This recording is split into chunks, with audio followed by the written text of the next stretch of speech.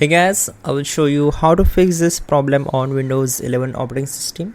So this solution also applicable for Windows 10. So you have to just follow my screen and we will fix this issue together. So in the first step, just go to the search bar and type your task manager and then click here to open it.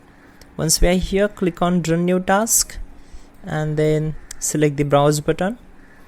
Once we are here, we need to select this PC, then open C drive, then open Windows folder, and now we have to find out the system32 folder. So just double click on it to open it, then find out cmd.exe file. So just keep scrolling down until we found this file. So just select this file and click on open. Now check this box, create this task with administrative privileges and click on OK.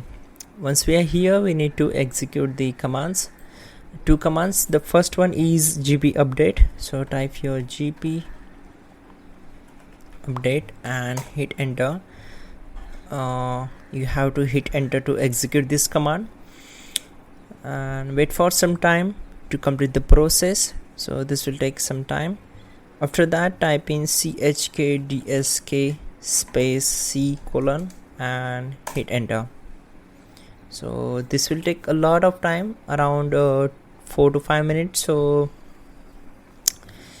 let's complete this one, and after that we will enable the microphone accesses on the Windows system.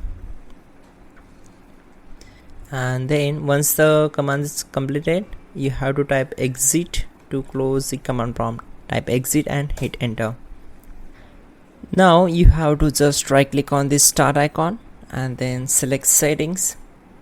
Once we are here, we need to just click on these three lines and go to the privacy and select the privacy and security. Again scroll down and from the app permissions, click on the microphone and you have to turn on this option, microphone access. Again turn on this option, let apps access your microphone, and turn on these all the applications. After that, turn on the last one. So close this window.